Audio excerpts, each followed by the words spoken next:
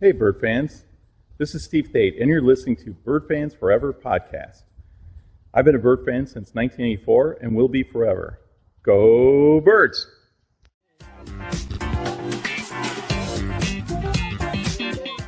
Hello, everyone. Welcome to Bird Fans Forever podcast number 19.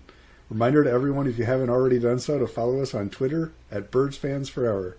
And our central point of information is our website, www.birdfansforever.com. On the website, you can find tabs with links to our podcast, Apple, Google, Spotify, and others, as well as a tab to access our videos on YouTube, where we also call Bird Fans Forever. So subscribe and follow us on Twitter and YouTube so you can be up to date with everything going on from us. Our guest for today is Terise Bryson, who is Redbird for life and was with Redbirds from 1997 to 2002 and has so many accolades it will take John a half hour to get through them all. You'll see. We'll be right back with Terise.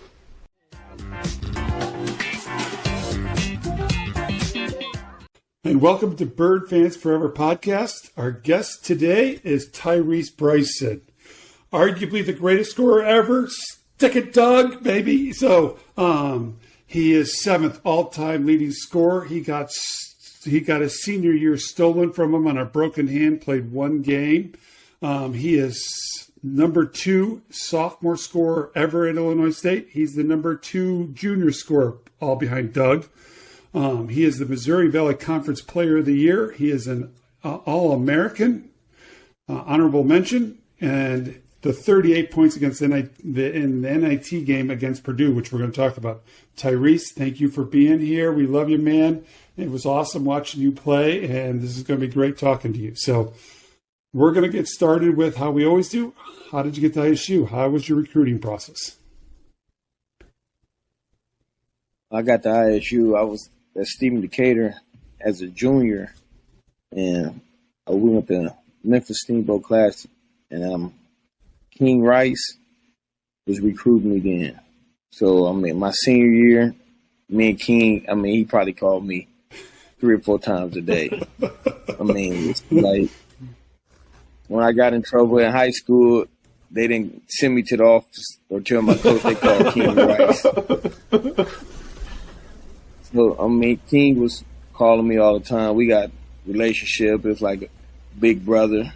I was so comfortable with him. Then Coach Stallings used to come down to practice sometimes and talk to me. But the relationship I got with King Rice got me to ISU. That is awesome. So did you have a recruiting trip? Who was your host? Did you get to come on campus? Yeah, I went to visit Rico Hill. Rico Hill. Rico Hill. Yeah, but I didn't know about ISU because me and Rico, he had made a party all night. Yeah. So Indiana State was recruiting me also in Evansville. So at the time, man, I was thinking about Evansville and Illinois State. But the relationship when I went up there with the ISU, that's when they went to the tournament. They had Dan, Rico, Jamar, Leroy, Skip, all them guys, man. When I got there, watching them practice and how hard they play and how they handle themselves, I wanted to go there then. That is awesome. All right, so you get to ISU, you come in, and now they're going to say that you're a Prop 48. So let's talk about that. Got to be the toughest year ever. Yeah, it was. Actually, they told me I was Prop 48. The hardest part about it is basketball. Basketball is my motivation through school. So I had to practice. And, I'm just going to practice, lifting weights, and guys playing in games. I couldn't even practice. I had to work out with Chad Altadonna and King Rice before practice. Then I just had to sit there during practice. And the crazy thing about it, my first day in weightlifting, we had to be there at 3:30, and I got there at 3:30.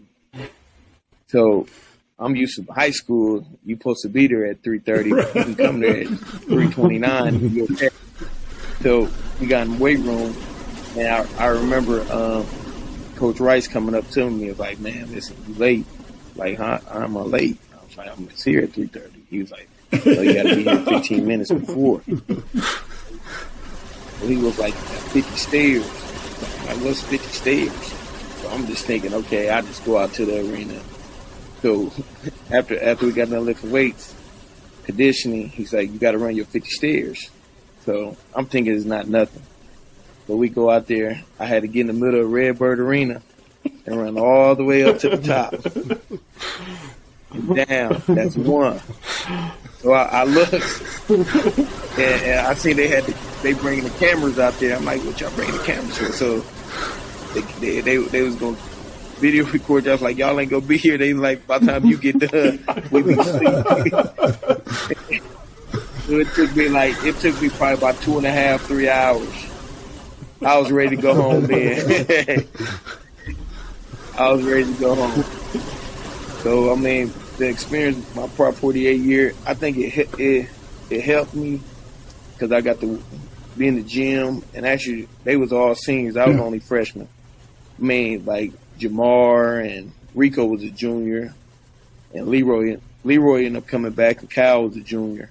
But being around Dan and them, it helped me, like, mature. I mean, they got on me. I mean, every time, I had classes, 8. King Rice was there, right there reading the newspaper. So, I mean, I think it ended up helping me at ISU, that Prop 48. That's good. But you didn't get to travel.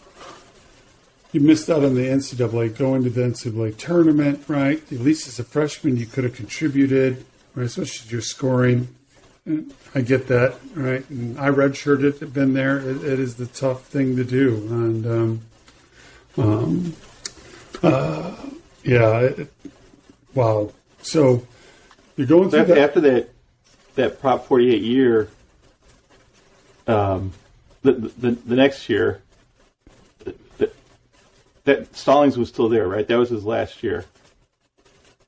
So, yes. So that's your first year of playing. And then Rico was supposed to come back, but he didn't end up coming back, right? So, but it was Leroy. Leroy ended up getting his year back. Okay, yeah.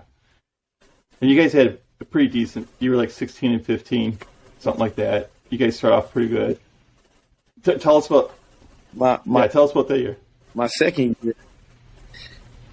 Actually, my second year, I don't know if people knew about this. I mean, I cracked my shin in preseason. Yeah, that's why I wore a brace over my shin. And so I cracked my shin, and it was painful. But I didn't play my first year, so yeah, you weren't sitting out for nothing. But actually, no. Yeah, no, I wasn't gonna sit out. But we had a pretty good team. I think we had Victor Williams that year. He was my roommate.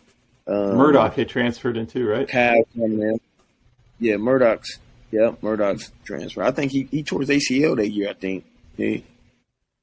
Yeah, Murdoch's. Yep. We had Sean Riley. So, I mean, we came into the season, and Leroy. I mean, we had a pretty good team. I think we was kind of young, me and Victor. So, I mean, we weren't used to that. I mean, but I think we ended up coming out better than what I thought it was going to be. I thought it was going to be horrible our first year. But 16, 15, it was better than what I thought it was going to be. So Terise obviously is the seventh leading scorer in ISU history. You had some prolific games. So let's talk about 3 of those games. So you guys went down to Puerto Rico the second year you were playing, and you were in a tournament down there. You were playing Miami, Florida from the Big East, and you put 40 on them. Let's talk about that game and how it went. It was one of the games where I think I broke out my shell then. I think my teammates just kept giving me the ball. And I think Coach Richardson was coaching us then, right? Yes. Yeah, the second year. Coach Richardson. That was his first year coaching. Yes, I think he got on me probably the game before that. I did something. And I think I just got into my mode where I don't care about nothing. I'm just going out here trying to score. And I just got a rhythm and just, I mean, what I loved about college basketball, once you get a rhythm, your teammates going to give you the ball. I mean, the teammates that I had, I mean, much as I talk stuff to them, they gave me the ball. I mean, that's what the good thing about it. And Coach Richardson gave me the freedom. Just, I mean, he didn't really care. I mean, where I shot the ball from, and I didn't really care where I shot it from either. So when you're in the midst of dropping 40 on a team, like how big does that basket look? And then what is the guy who's guarding you? Can you just see him getting more deflated and deflated? You really, I mean, once you hit a couple shots on him, me in college, I talked a lot of trash. So I always told myself, man, if I'm going to talk, I'm going to have to back it up. So, I mean, I got in the rhythm, and I think the guy who actually was playing against ended up going to the NBA. I can't think of the guy's name, but I remember that they had an athletic team, but I mean, I was just running the court, and my teammates were finding me, and when I got it, I just shot it. Yeah. So I mean, I was just in the rhythm of that game. I mean, like I said, man, my teammates right there, I get that to my teammates. So 40 is good, right? But 41's better.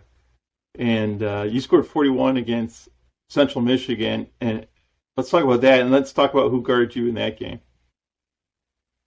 What happened at the Central Michigan game? I think the game before that, I think we went to Kansas. Yeah, and they were number 2. Yeah, and I ain't never played in an environment like that, and I think I probably had about 7 or 8 points, and I mean, I felt so bad. I mean, like we playing Kansas, and it's like did I get scared or what, man? I mean, so we went to Central Michigan, and Chris Webber brother was guarding me. And I remember the year before that, he really did me. He really did me bad. So I was thinking, I was already like, man, I went to Kansas, had 7, 8 points. I mean, so he was guarding me, and I think I asked Coach Richardson, can I guard him? I think Coach Richardson probably put me on him like it's a test for, I mean, I had to hear it all week. I mean, I laid an egg in Kansas, and I got in the rhythm on him, man. I mean, I didn't play with him. I didn't play with him. And it felt good to and I remember asking him a lot of questions about Chris Webber, man, while I was doing that to him, man. So it was like, and I actually ended up seeing him again. I was got done playing. I went to California to work out with the Kings, and he was there. And we was playing with Chris Webber them, and he actually told Chris, like, man, this dude gave me 41 points, man.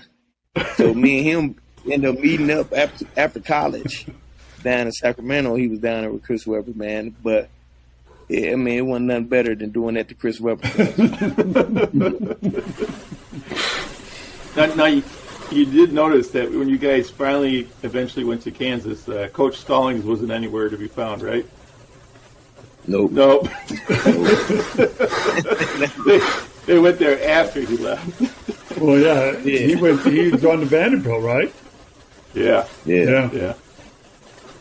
So probably one of your best games, you know, especially given the opponent and probably the game itself was, because it was in NIT, was at Purdue, right? So you're at Mackey, which is like a historic arena, okay, and NIT game, and it's the end of that. Your junior year, you guys were 21-8 going to that game. You guys had a pretty good season, and talk about really going good season. into Purdue. Going to Purdue, I remember we got in the NIT. We didn't think we was gonna get in. We ended up getting in, and everybody was like, "We playing Purdue," and we had a couple guys who was like, just thought it was a fun trip. But I was mad at some fact that we lost in the NBC tournament and we didn't make it to the big dance. Yeah. So I went in there with a little chip on my shoulder. And actually, now that game right there, I just remember I just went off. And I remember we had a chance. We was in the game, actually. Yeah. And we couldn't stop. Who was the point guard there at the end? I don't remember. All I remember was they made like a zillion threes. Man, we needed to get a couple stops. We couldn't get a couple stops. And I remember we was, after the game, we was going through the tunnel. You know, at Purdue, everybody go through the same tunnel. Yep. And Gene Katie said, man, I can't believe y'all let Bryson do that to y'all. Yeah. He was walking out next to me. And he actually congrats me on the season and stuff. But it was an experience going to Purdue, playing in front of all them people in the NIT, and we had a chance to win the game. Yeah. And Chad talked about that in his episode 5, and he said that he ended up going to camp there, and Katie made them run for what you did to them, right? And so those guys were just cursing your name under their breath because they were like you were talking about having to run the stairs. They were probably doing something crazy like that in Mackey, right? Because of your destruction of them. So yeah. And of course, I was hanging out at Joe's in 2018 with Shed and Chad, and I kept teasing them. They had just played a little defense, just a little defense. Terise was scoring all the points. Chad and Shed and that team, little defense. So yeah, we Jepson had a pretty good game really also, good game. I think. Yeah. So then man, we was clicking then. Me and Jepson. Jepson had got it going by middle junior year. Yeah. You had two good shooters on each side, and you had Randy passing us the ball. So we had a pretty good team my junior year. You had a really good team. That year, think about it. When you guys got ahead, right, and to close it out, you're shooting 82% from the free throw line. Jepson's like 87, 88, whatever he was. And, it's like lights out. You two guys are going to go to the foul line, and game over. There's no coming back from that. And the thing, I'm going to throw a stat out here for that year. This is an amazing stat. You averaged 8.4 free throws per game that year. 8.4. There's guys that don't shoot 8 free throws in a season. You're averaging 8 per game. So, talk about that. Because each year, from that, your first year you played all the way up to that third year season, you kept increasing and really driving the line and get to the free throw line, because that's an art. So talk about that. What I love to do when it's at the end of the game, and we was pretty good that year, I want the ball in my hand, so I know they're going to Well, that gets you 2 or 3, right? Yeah. So, but a lot of it come off, I know we in the bonus, and me just going there and putting my body to somebody and just throwing the ball up there, and the ref giving me a call. I was a little whiner a little bit too. I was a little whiner a little bit. I tell the ref what's going on before it's gonna happen, and I just go there and put my body on the big guy and hope to get a free throw. Then at the end, I was handling the ball a lot. At the end, it was a lot of times it was me and Jepson in the game, so I was handling the ball. So I was getting fouled a lot then also. Then you got Jepson over there. If I penetrate, you can't really help right there. So it's just me and you. And you got Sean Jepson right out there. So right. A lot of people had to guard me one-on-one with him out there. Yeah. So do you teach that to your kids in high school now, that art of hitting a couple shots, and then as you get somebody leaning, you just take them to the rack? And now these days, these kids don't want to do nothing but shooting all threes. So they don't go to the rack. They just want to shoot all threes. And I was kind of thinking in this game, guys couldn't, like you were talking off air, you were talking about Wichita and that you hated playing against Wichita because they were always pounded on you, right? And so today's game, they can't do that to Terise Bryson. right? They can't be pushing you like that they could back in that early 2000 period. You would average 19, you would average 24 a game, right? Because they couldn't stop you. I don't think I passed the ball in these days.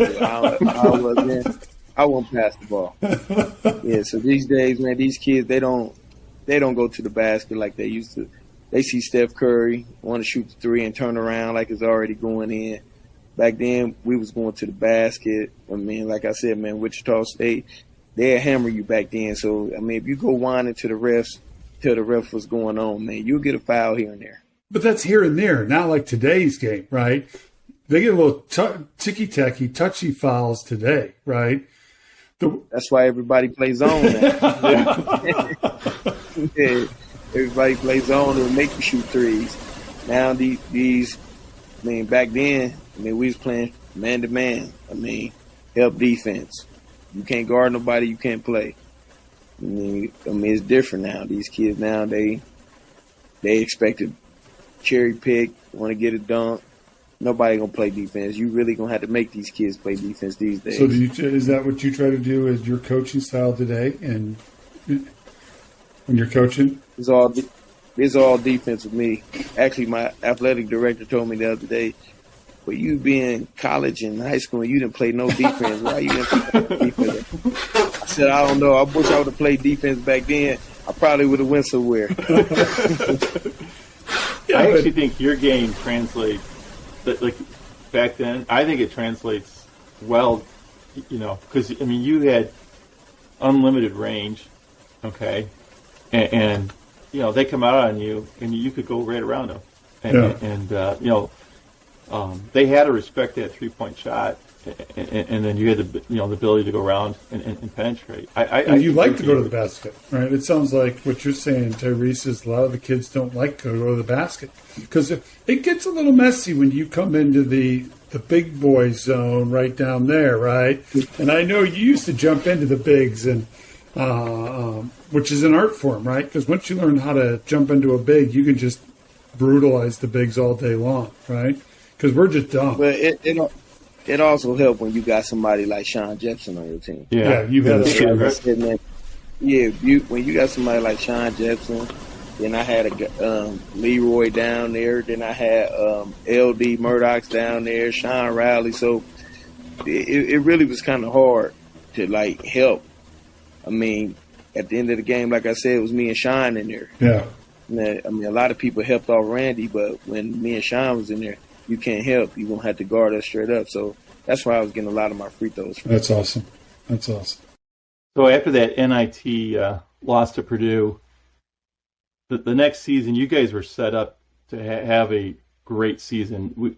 You had 5 seniors, on that team.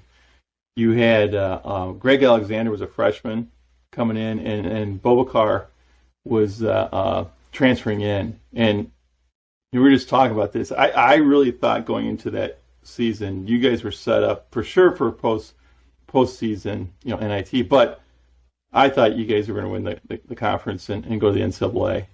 And then game 1 comes around. And let's talk about that. I know that's probably hard for you to talk about, but talk about a season-changing event. What actually happened, I remember I struggled in the first half. And I remember the beginning of the second half, I remember Coach said, tuck your shirt in. So I tucked my shirt in. Usually I never tuck my shirt in. To this day, I think I should have just kept my shirt out. I mean, I feel like it gave me bad luck. But I was going to the basket, and usually I always use my left hand. I don't know why did I use my right hand.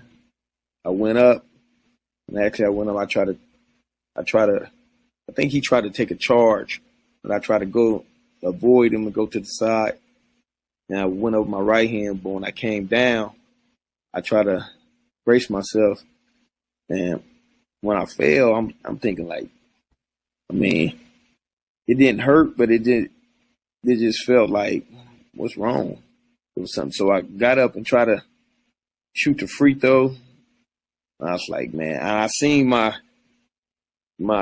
bone like down at the bottom here. And I was like, I just fell out. Man, I was like, I knew it was something wrong. So I was like, man, they took me to the hospital, and they came and told me that, and you think you dislocated your lunate. I think Jon Munn told me that, and really I didn't even. I was so drugged up where all I kept asking him, so I can't play. He was like, you probably be done for the year. We got to fly you to Indiana the next morning for surgery or something. So they actually took me in my apartment where they like pinned my arm on the wall. Like, I don't know why they had me sleep like this. Next morning, they took me to Indiana surgery. And that was the most, it was hard. That was the most stressful, and that year right there, that was worse than my first year. Watching them guys out there where I couldn't help them coming to practice, it was like, then I didn't know if I was going to get my year back. So that was the hard part about it. Like, they telling me that you might get your year back, and actually they got me running around doing this to get my year back, going to talk to these people. So that time I mentally wasn't there. All I was thinking about, I got to graduate from school now.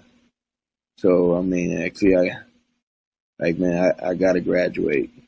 At times you're thinking about the NBA. You can't think about the NBA. You got to think about your degree then. So, actually when they told me that I didn't get my year back, that summer I was in a car accident and I broke my neck. Dude. So, and we was waiting on, I remember Coach Richardson coming to tell me, you didn't get your year back while I was in the hospital. Oh, man, dude. So it was like, yeah, it was like, then I recovered from that, and I actually had that's when I went out to Sacramento and was playing. But that senior year when I broke my wrist, I couldn't even watch the games. That hurt so bad. I remember they played U of I that year, and I just sat on the bench, and tears coming out my eyes. Like, man, I can't believe they lost this. in overtime. Yeah. Yeah, and I remember the NBC tournament. I actually could have played in the NBC tournament, but I remember they took my cast off, and the doctor told me, "Well, don't do nothing." Yeah. I remember being hard-headed at the practice. I stayed in there afterwards. Man, I'm sitting in front of the rim, just throwing the ball up there.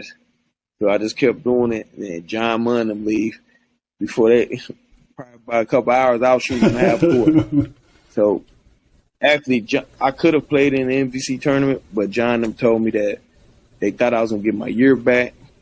So I would have lost a whole year, but I didn't get my year back. So that's what hurt the most, where I actually could. I warmed up with the team in the NBC tournament. Oh, did you? Yeah, I warmed up with them. I was sitting on the bench with my uniform on and warm ups when Sean hit that shot. Really? Yeah. So I could have played, but I thought I was gonna get my year back, but I didn't get it back. So, yeah, they won the second game, I think, after you got hurt, and then after that they kind of went on they struggled, right?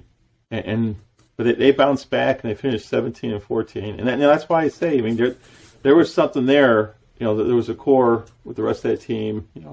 Alexander's coming as a freshman; he played well, but you throw you in the mix there, and I know you said Creighton.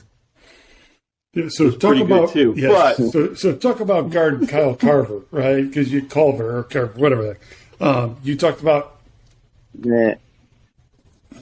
guarding Kyle Korver. I see now why John Starks and Michael Jordan had problems with Reggie Miller. He came off so many picks, and if he touch it and you ain't there, you're in trouble. I won't forget, we played him at Illinois State, and I was guarding him, Now I had like 26 points, so I'm thinking like, I looked up, he had like 34, 33. I'm like, man, every time he got the ball, I mean, and he was like 6'6". Yeah. He didn't never dribble the ball, nothing. He coming off a pick, either gonna ball fake you or he gonna shoot in your face. So if you didn't come to play no defense, you were gonna win. I see why he made it to the NBA. That guy can shoot the ball. Yeah. He was and so when you're chasing him and you're running through those picks, by the end of the game, a lot of picks, right? A lot of picks. Yeah, a lot of picks. How do you feel at the end of that game? All you can say, Coach, I tried. Tried. He was something else. I mean, he was one of the players you had to face guard the whole game. Yeah. I mean, if you ball watching, he gone and you in trouble then. So he was very smart. But I don't think he played defense. I think they played zone in, so you really can tell. Yeah, they protected him a lot, man. But on offense, man, he was real. And we faced the same thing when I was playing against Hersey Hawkins. He'd just come off their screen after screen, and we'd be bumping him every shot, every chance you get, and he'd still just catch the ball on you and just, I mean, I was up in his face, and I'm 6'10", and he's maybe 6'4", and he just stroked that thing. He's like silk, man. It was just like, dang. Yeah. And I know he couldn't see nothing but this big, ugly mug in his face like this, and stroked it. So, yeah, you also talked about Rob Dye being a tough guard. Rob Dye, he was just one of them guys who was savvy. I mean, he was older than me, so I learned a lot by guarding him, man. I mean, he can dribble, and he also can play some defense. So Rob was one of them guys. He's from Springfield, like 30 minutes from me. Did you play against him at all in high school? I watched him in high school. No, I didn't play against him in high school. We didn't play Southeast. So, but he was one of them guys. Watching him in college, tough, real tough. Played defense, smart. I mean, I think when he was there his senior year, I think he was the best point guard in the league to me. Very cool. Well, you talked about not playing, I think off air we were chatting about you getting teased about not playing defense in high school. You played for Stallings and you played for Coach Rich. They were two defensive-minded coaches, were they not? I mean, you played defense in college. You might not have played in high school, but you played, right? They're not putting you on defense, Kyle Carver if you're the worst defensive player on the team, right? I mean, they probably put me on Kyle Carver because I probably was the toughest on the team. Or I talk like I was the toughest on the team. So yeah, I mean, I played. I mean, one thing about Coach Stallings and Richardson, they emphasize defense a lot. I mean, in practice, we 1-on-1, 4-4, 2-on-2, 3-on-3. I mean, it was hard. I mean, especially my first year, watching when I had to sit out and watching Jamar then. I mean, that team went good for a reason. Brother. I mean, they went at it. Yeah, they, man, I mean, I think that first year I would have struggled in practice by even playing against them dudes. I mean, it probably would have took me mid-season to adjust to that. I mean, because that was every day in practice. It was hard. And, you know, they were supposed to be good, just won the Valley. So, I mean, in there, I mean, I actually seen Leroy one time collapse in practice. Yeah, Stallings got on and ran him so bad, man, he just, like, laying there, and Stallings just went off on him. Like, I'm saying this man can't breathe, and you going off on him, man. So I think I would have been in trouble when I first got there. I mean, I think sitting out, it actually helped me, and I got to watch them guys. I think I was mentally ready, probably after being with that group for a year. That's awesome. And of course, you talked earlier in the podcast about, you know, with Coach Rice being there at 3:30 for lifting. Yeah, you learned that very early on in your freshman year that on time is late, right? Practice doesn't start at 3:30. Practice starts at, and for us, it was 2:30. Practice started at 2:30 for us. Yeah. You're on the court at 3:00 because you had, for me, I had big mans, but you would have been a guard. You had your guard work, you had your ball handling, your passing, your free throw, whatever. That 30 minutes before practice, that pre-practice, you had to be ready to go. And so dudes were on the court at, 150, 155 at the latest, right? Because, Yeah, I mean, it depends what player you are. And some players, I think my first couple of years, I was there pretty early. And then I think my junior year, I was like, oh, man, I get there 15 minutes, but I was always there on time, though. After that first time, I mean, that's why I feel like that first time, that helped me. If Coach Rice would have let me get away with that, I think I would have kept doing it, and Coach Stallings would have got me. So, I mean, I think that first time they let me know that we're not going to play with you, and it actually helped me. So, Terise, we were talking off air a little bit, right? And we've heard a lot of the guys talk, when you're done at ISU and it's time to move on, right? You were drafted into the D-League, had a chance to go overseas, talk about that and being a little lonely. But I'd love to hear about the Sacramento Kings time. So let's... I actually went to Sacramento, and I working out with Matt Barnes was my agent sent me out there, and Matt Barnes I was actually working out with him. He was my roommate. We getting up 8, workout. Then we'd come lift weights, and later on we'd play with Chris Webber, Bobby Jackson, Tremaine Folks, I remember him, Jerome James. There was a lot of guys from overseas. There's a lot of guys in Sacramento. But actually, I went to go work out for the Kings. And I remember Terry Porter working me out. Oh. And, after the workouts, we just sitting there talking a little stuff. I'm just talking about Bulls days and stuff. He said, you talk a lot of stuff. I got somebody for you. So I was like, man, I'll play anybody. So he sent one of the guys in there to get Bibby. So Bibby come out there, and we played 3 dribbles, 1-on-1 to 10. He beat me 10-6, but I think if I didn't go at the game like, man, I'm playing against Bibby, I think I would have won. I mean, when you're playing against somebody like, man, I'm playing against Mike Bibby, it's like I'm scared to really touch him for real, man. But I think if I'd have went in there not knowing who he was, I think I would have beat him. That's awesome. So, I mean, the experience, like working out Sacramento, man, what I did learn, if you're going to work out for an NBA team, you better be in shape. Yeah. I mean, you better be in shape. I mean, I can imagine how it is now, how hard it was then. So I can imagine the drills and the stuff they take you through now. It's hard. And of course, Dan Muller in episode 1 talked about seeing Bibby at the Raptors when he was trying out, and talking about being at Arizona. So, and then kind of roll into talking playing overseas, right? A lot of people think playing overseas is this great gravy train of money and everything else, but more times than often, I find that guys are a little lonely, or a lot lonely. I think if you go overseas, you either can't have I don't think you should have any kids, and you shouldn't have a girlfriend. Because, I mean, back then, you get there, it's lonely. Yeah. It'd be those moments where during game days, it's okay, but after the game, like then we didn't have phones for real. And so you had to get on a phone where you have a phone bill like $1,500-$1,600 a week if you stay on the phone like you stay on the phone now.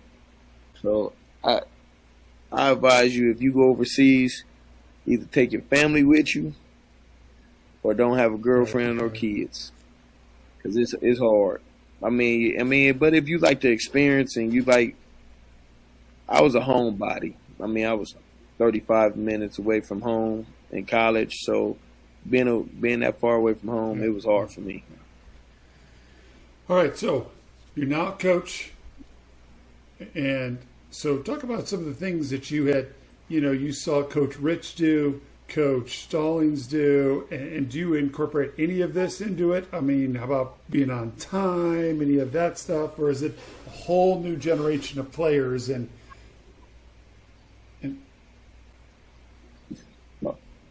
it's a whole generation of players. I know that, but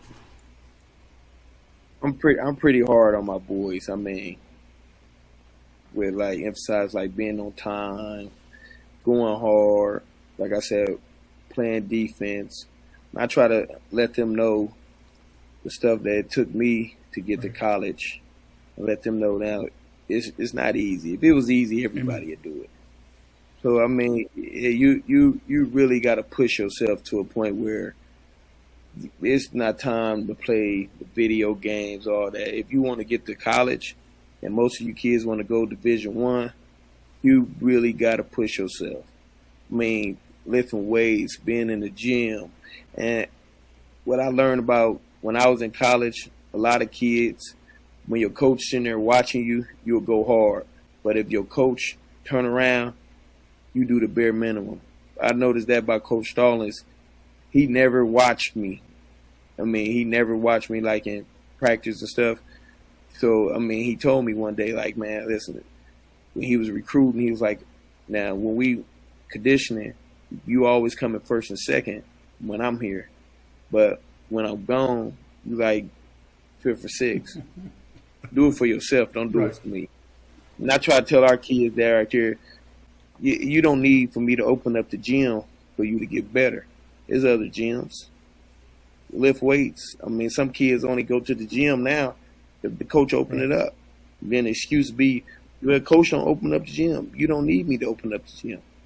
Go to a park, get a basketball, and go outside and dribble a ball. So that's the difference in the game now than it was then. And there's the same thing, right? I would be out on my family's, in my house in the suburbs of Chicago, shooting all the time, dribbling, working on passing against the brick wall. I know my parents ended up having to replace bricks in the wall because I had passed the ball against it so much. During the wintertime, it's cold in Chicago.